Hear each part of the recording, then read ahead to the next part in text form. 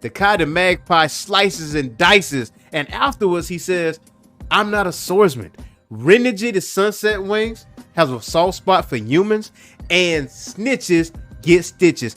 All that on our anime breakdown of Ishura episode 3. Be sure to stick around to the end of our video for our anime recommendation to you.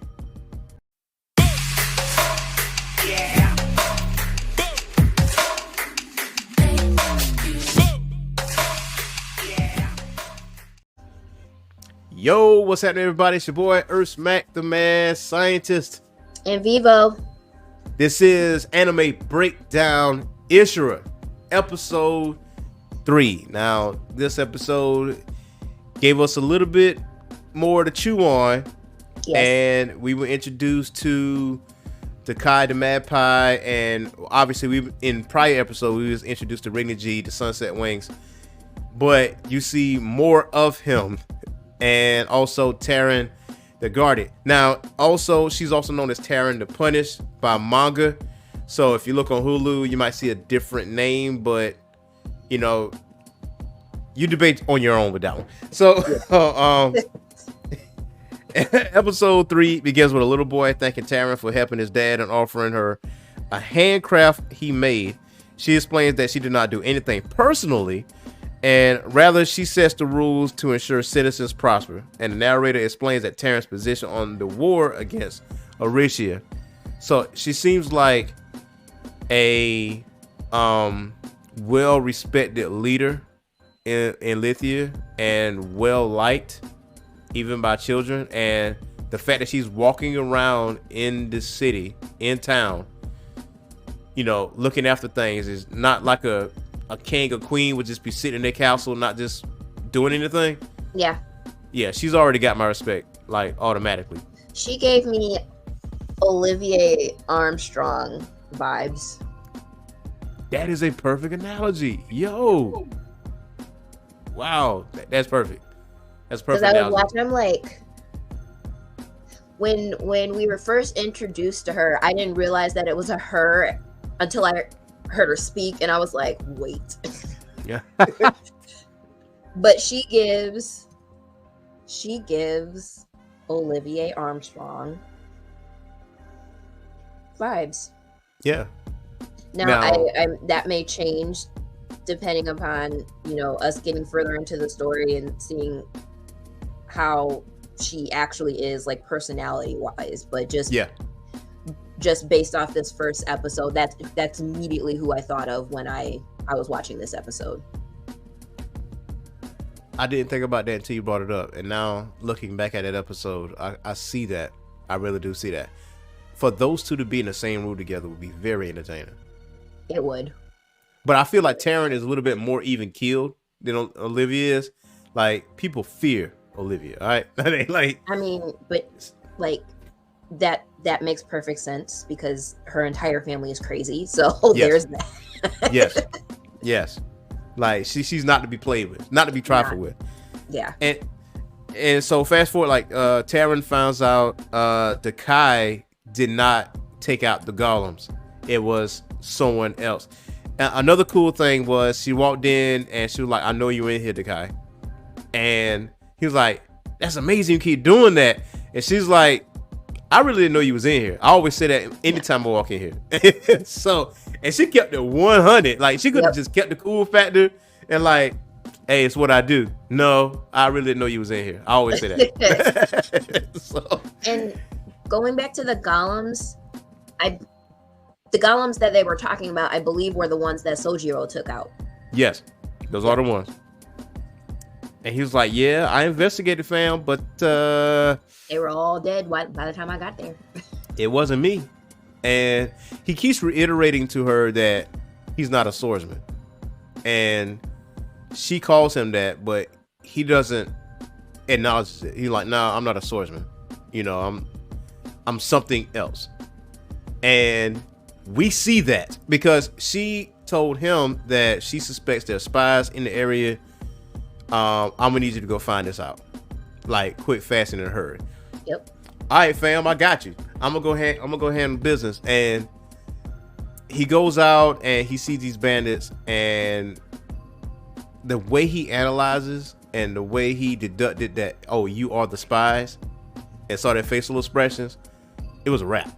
Yep. The way he was slicing and dicing, I like, you can't tell me this man ain't a swordsman, but don't tell him that to his face. He's not a swordsman. I feel like that is partially,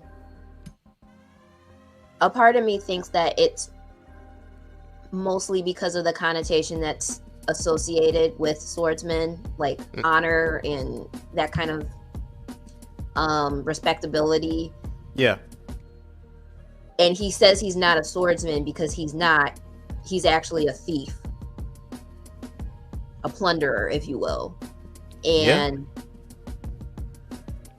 I feel like a swordsman, if they were an honorable swordsman, if your enemy is unarmed and then they're begging for their lives, if you're honorable, you're not just gonna be like, and slice them, you know, like American cheese. So those are clean slices, by the way. He's like he leans completely, and he says he's not a swordsman, and he's not a swordsman because he doesn't operate under like the tenets of what a traditional swordsman would operate. He is a person who uses a sword and uses a sword very well.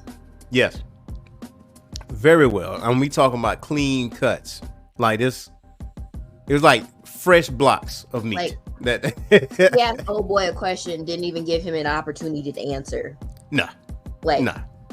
Immediately separated the head from the rest of the body. Like, you just asked him a question. Okay. Because he had swiped all of the information that he needed from old boy. Like, you killed a dude and stole from him at the same time. Like, I caught that, and I know they explained his ability. It's like he could see things. I think it was like he has an uncanny gift for insight. Yeah.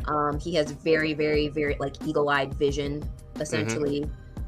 Extremely deft fingers as far as, you know, being a thief, sticky fingers. Like he also, I mean, just looking at his build, I mean, he's built for stealth. He's built to be nimble and quick. So, and even if you look at his fighting style, the way that he was easily deflecting and dodging, like he had just had a sword and they had guns. Yeah. And he left that entire scuffle without one mark on him. Yeah. Yeah. Now, out of the heroes that we've seen, or out of the people from the other world we have seen, he's a little bit more grounded than the others. I don't see him as completely over the top, because when I saw him like do the slicing and dicing, I mean, it was cool because he moves like a ninja, really, and the way he plunders, he's not super over the top. But usually with people like that, you got to keep an eye out for them. You know, I don't know, these individuals are going to be pitted against each other. I don't know if they're going to be aligned with each other to fight a common enemy. Like, the premise has yet to be revealed. We do know that Lithia and Horatia is at odds with each other, is at war. And Lithia, from what we've seen on the first 3 episodes, is that Lithia is the good guys. You know, Taryn is over this, and she's like, listen, I'm going to protect y'all at all costs. And she looked like she's a strategist too. Like, she got a, you know. What's interesting to me is how does she... So she's a minion. She's not a visitor. Yeah. And I'm wondering, and I mean, we've heard of her exploits, but I'm wondering how she has been able to enlist the services of Dakai as a visitor. That makes me interested. What does she have over him that he is willing to do her bidding? I don't think it's so much is what she has over him, because they seem like they have an open dialogue with each other, you know. And she did mention the people from the other world, and you know, she did have like a remark or two, and he turned around like, are you talking about me too? but it was like an open dialogue. Like, I don't think she's the type that, hold things back from you. Again, this, we were only introduced to her on this episode, right? And how she is personally, and she may be one of those people that tell you enough of the truth that you don't question anything else. So it might be one of them situations, but she knew what she was doing when she dispatched Takai to go find those spies. So like, whatever you do, you handle your business. Make sure this town is safe. Clean it up. Now that's another thing. Who's cleaning up all this blood? Because there was blood everywhere. Yeah. There was a lot. A lot of blood on the ground, upstairs, downstairs. People got pickpocketed. Like, how you gonna explain that? Kids gonna be out in the morning. So like, I'm thinking about the children, Vivo. I'm thinking about the children. But now, another reason why this episode is unique is because it did, like, the first half of the episode was about the Kai, and the second half was about Rinneji, the Sunset Wings. And yo,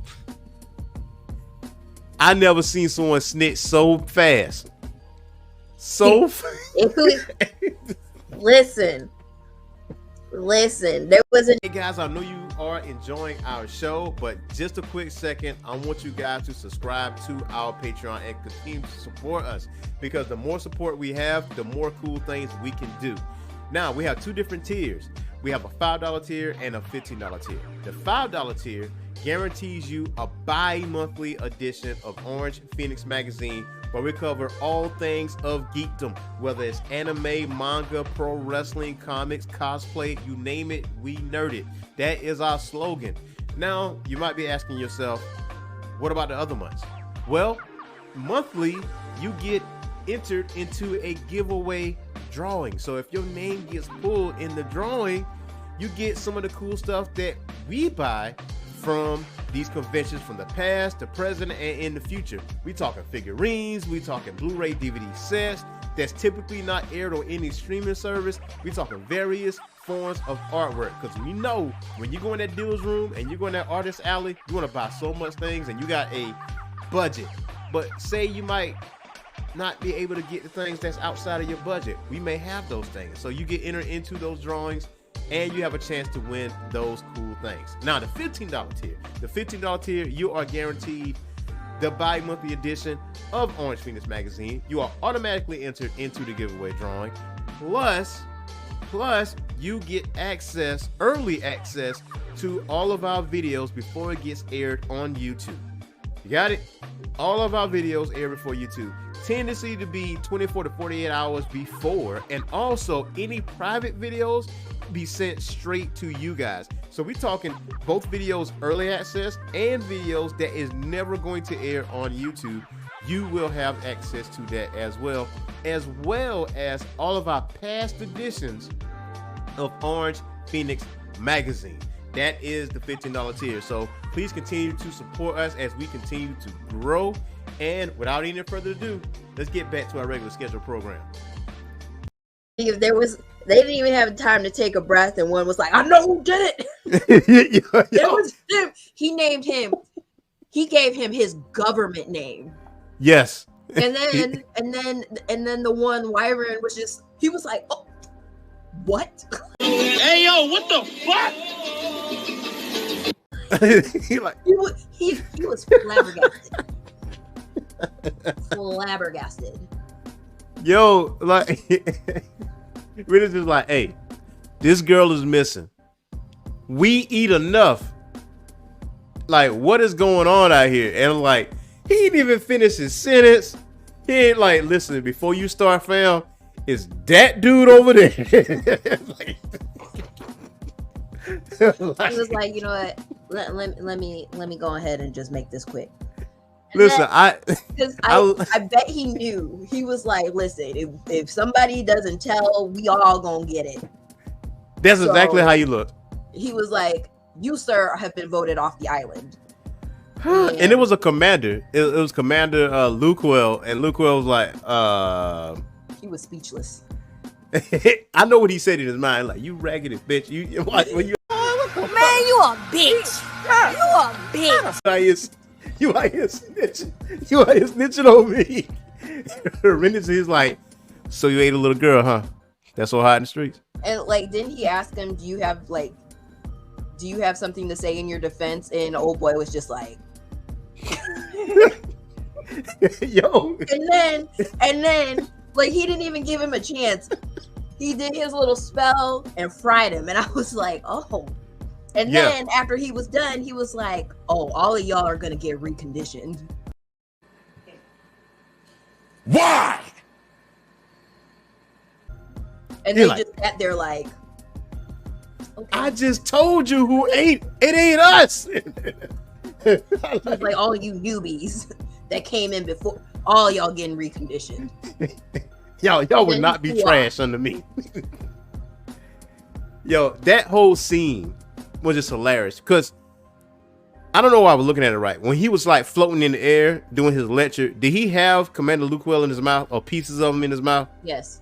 Okay. All right. So that was striking fear in everybody else. But notice all the wyverns been quiet after while he was addressing Commander Lukwell. It was like, damn shame what's gonna happen to that man because we see it coming. Like we know what's about to happen. Like that whole scene was just crazy. I laughed at that whole entire scene, and like while Lukwell was trying to attempting to plead his case, I can imagine the person that snitched on him is just like over Rendigy's shoulders, like all that other stuff, and then man, so everybody else was like, it couldn't be me. Couldn't be me. Like you could have done better out here, fam. You could have done better. Like, I thought it was funny to watch, but it also illustrated that he runs a tight ship and he's not the one to be trifled with. Like, yeah, very. He does not play. Yeah, he really don't. And like how tight that ship is we found out later is from Kurt. And after he, do his business or whatever, he flies to her. And she's blind, and all he wishes for her is to sing. Now he talks some tough shit to her, but she doesn't care. It's like, I'm gonna touch you eventually. I'm gonna touch your wings eventually, or something like that. Like, nah, quit being stupid. You're not gonna do that. he like I'm like, throwing... he likes her. Aw, he's mean though. Yes, but he likes her, and she likes him. He kind of reminds me of an anime character that's like that, but deep down they really care about that individual, but they just mask it by. They're also trauma bonded, so there's that too. Yes, and that's where we also learn of why he don't just go all the way out there just to like eat humans, and why he want to like run that tight ship the way he's want to run it, because. Once that event happened, it was just Kurt and Rendigy seeing each other, and they, from what we understood, they kept each other alive. Yeah. Up until that point. So, and we also learned that it's Taryn's daughter or adopted daughter. I did pick up on that.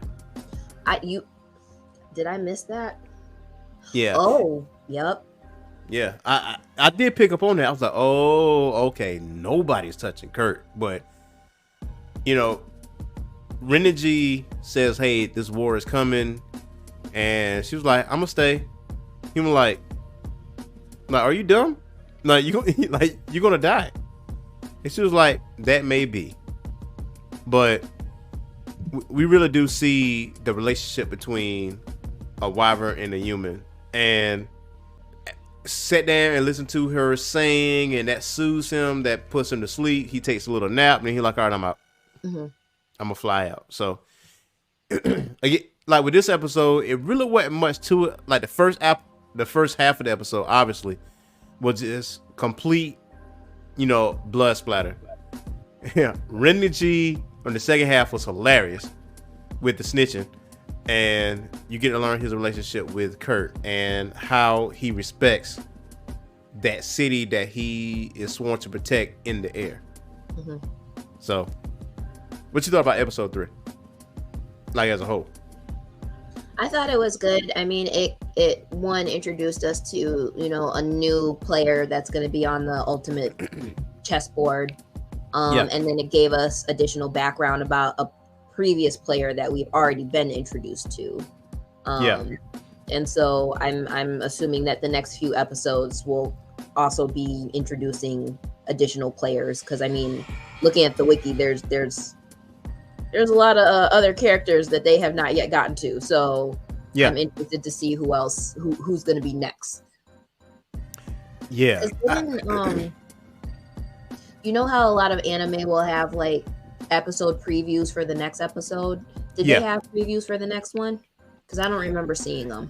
They just always give titles, but I don't ever give like scenes from like the next episode. Late. Okay.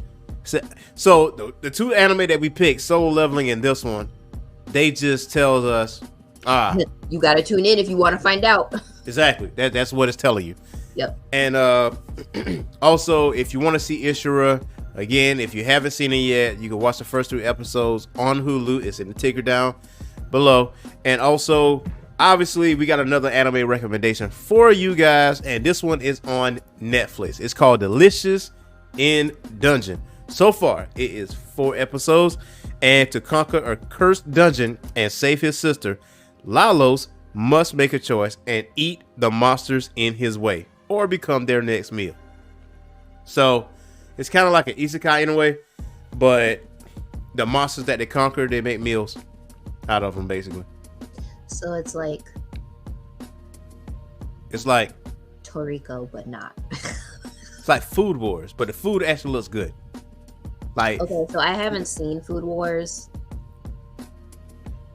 Yeah, I know. I started to watch it, and then I was like, I probably shouldn't watch this while I'm sitting in my office. No, you should not. You should. No, you should not. Because I like, when I'm working, I like to put on stuff that I can watch in the background. Yeah. In the privacy of your own home. That is Food Wars. Yeah. Because then I was seeing clips and I was like, no. Yeah, they take foodgasms to a whole different level. Like, they'll call HR on me, so let me not. Yes. Immediately. You're watching porn on the job. Not like out of there. which is not like Food Wars is not that. It just, now see, I'm hungry and I'm gonna have to order some ramen. Those are legitimate recipes on Food Wars too. I'm not even gonna hold you. That food look good. Listen, that food. I know this is off topic, but my sister and her boyfriend, for my birthday, they got me a cookbook, but it's, get this, it's Sanji's cookbook from like the recipes that he makes for all of his crew. You got that cookbook? I'll send a picture. I'll show it to you. So, man, listen, look, bring that on our next episode for Ishura. Yeah, bring that. I will. That's our episode for today. Until next time, y'all. Peace. Yeah, have a good night.